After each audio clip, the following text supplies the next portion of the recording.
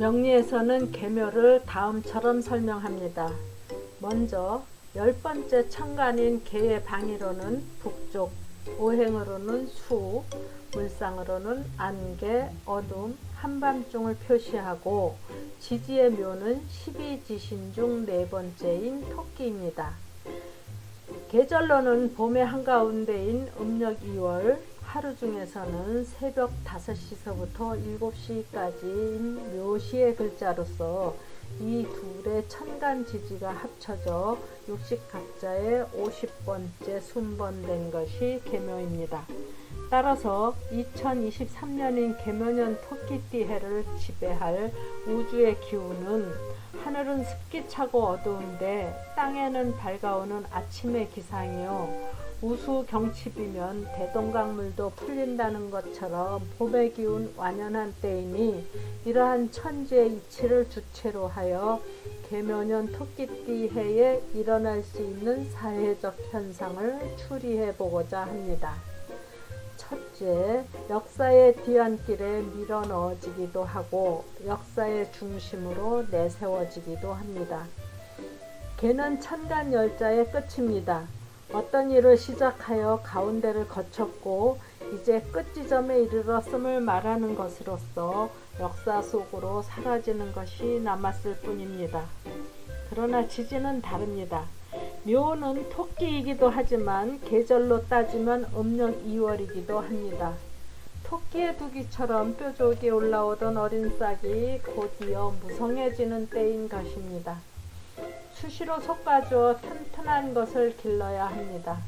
미래 세대를 계약하기 위함이니 직설적으로는 천간인 부모와 자식인 지지가 따로 노는 모습이고, 돌려 말하면 10년 세도는 사라지고 움터 올라오는 새싹들은 일치월장하는 모습입니다. 노인은 가고 미래 세대의 기둥이 될 젊은 사람의 등장이 틀림없다는 것입니다. 둘째, 소리 없이 드러나는 아침의 기상입니다. 천간계는 어둠이고 지지묘는 새벽 5시에서 7시의 기상입니다. 이것을 합쳐서 말하면 하늘에는 어둠이 덮였으나 땅에는 아침이 밝아오는 것입니다.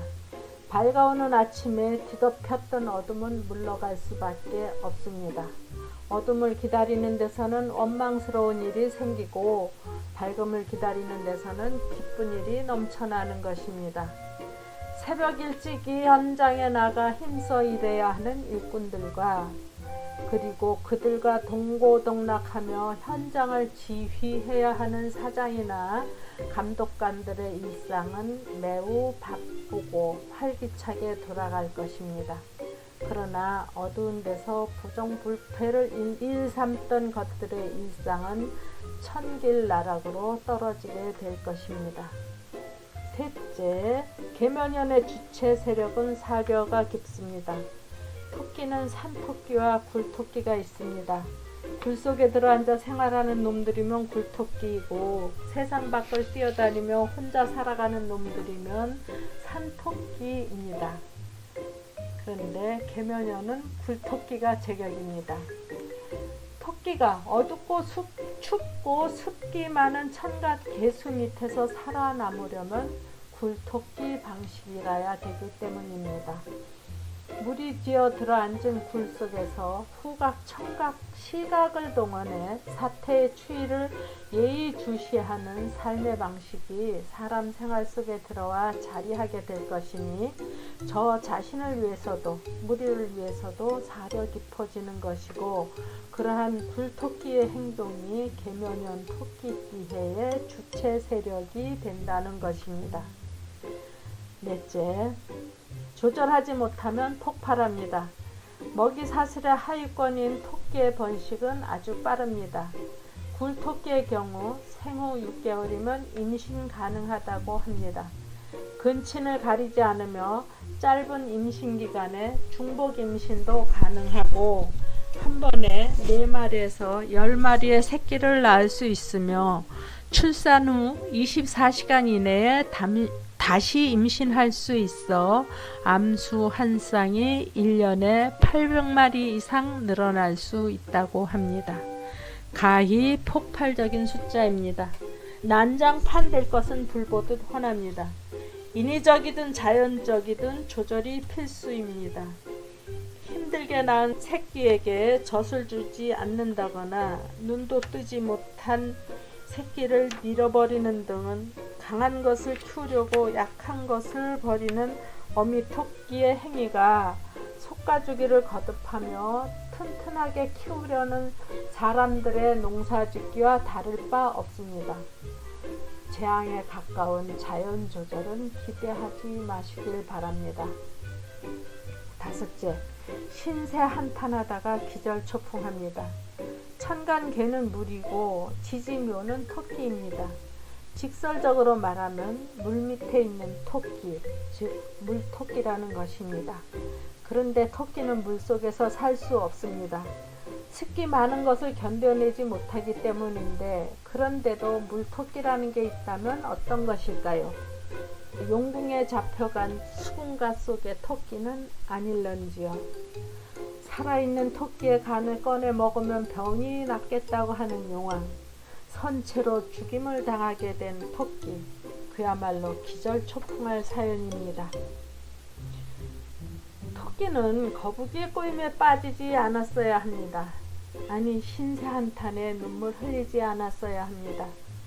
토끼는 간을 빼서 바위 위에 널어놓고 왔다는 기상천외한 거짓말로 수군가에서는 살아나왔지만, 실제로 이와 같은 일이 사람한테서 생긴다면 살아나올 사람 몇이나 있겠는지요. 아마도 열의 9은 바깥 세상에 다시 나오기 어려울 것입니다. 여섯째, 물의 공정 사용과 의무 교육의 권리와 의무를 준수토록 요구합니다. 천간개는 민물로 분류되는 순수물이고, 모든 동식물은 이러한 순수물을 음용해야만 삶을 영위할 수 있습니다. 또한 지식 지혜로 분류되기도 하는 천간개는 토끼 같은 새끼들을 배우고 익히게 할 기초 지식입니다.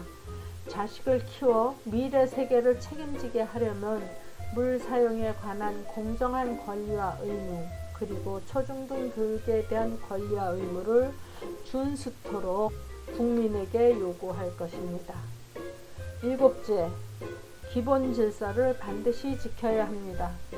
천간개는 사람 생활의 기본인 순수물이고, 지지묘는 토끼 같은 어린 자식입니다.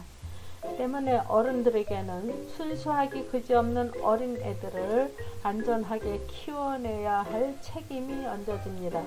그래서 어른들은 아이들에게 기본 질서를 먼저 익히게 합니다. 유치원에 보내거나 초등학교에 입학시키기에 앞서 오른쪽, 왼쪽, 빨간불, 파란불 등 교통 질서를 익히게 하고, 언니, 오빠 등 선후배의 서열을 익히게 하여 안전사회의 구성원이 되어 가도록 하는 것입니다. 만약 이러한 질서를 지키지 않는 어른이라면 어떻게 되겠는지요? 여느 때보다도 엄중한 처벌이 따를 것입니다. 여덟째, 물귀신에게 잡혀가지 않아야 합니다. 천간개는 물이고 지지묘는 토끼라고 하여 물토끼라는 별칭을 부여했으나, 사실 토끼는 물속에서 살 수 없습니다. 천간개가 토끼에게는 최악의 거주 조건이 된다는 것으로서 돌려 말하면 물을 머리에 이고 산다는 뜻이 됩니다. 큰 댐은 물론 농업 용수를 저장하는 저수지처럼 많은 물 고여있는 아랫부분에 삶의 터전을 잡은 것을 말하는 것입니다. 말할 것도 없이 장마철이 최악일 것입니다. 그러나 언 땅이 녹아 집안 약해지는 때 찾아오는 봄비, 또 철없이 찾아오는 가을비도 무섭습니다. 왜냐하면 천간개는 물이고 물의 접착력은 아주 강하기 때문입니다. 이슬기처럼 작은 물방울도 모여들면 순식간에 큰 물을 만듭니다. 이미 있는 기존의 물에다가 계면연의 천간개가 합쳐지면 아주 큰 물이 됩니다. 물밑에 있는 토끼들이 큰 위험에 처한다는 것이니 안전대책 절대 필요합니다. 9째, 가는 질병에 꼬리 잡히지도 않아야 합니다. 천간계는 안개나 어둠이기 때문에 습하고 어두운 기상입니다. 토끼가 안주하는 굴 속의 기상도 어둡고 축축하기는 마찬가지입니다. 천간지지가 이렇듯 우중충한 상태이면 따라붙는 질병이 많을 수밖에 없습니다. 우리는 그동안 코로나19로 질병에 시달려 왔기 때문에 많은 이들의 몸과 마음이 쇠약해져 있습니다. 그러나 분명한 것은 해자축의 질병인자는 이미 가버렸고 남아있는 질병인자의 천간계도 음력 10월이면 그 끝을 고할 것입니다. 현재 와병 중이면 심각 상태로 가지 않도록 노력해야 됩니다. 역사의 비안길로 사라질 질병인자 개수에게 덜미 잡히지 않도록 노력해야 됩니다. 감사합니다. 저의 낭만사주를 구독해 주시는 구독자 여러분, 새해 복 많이 받으십시오.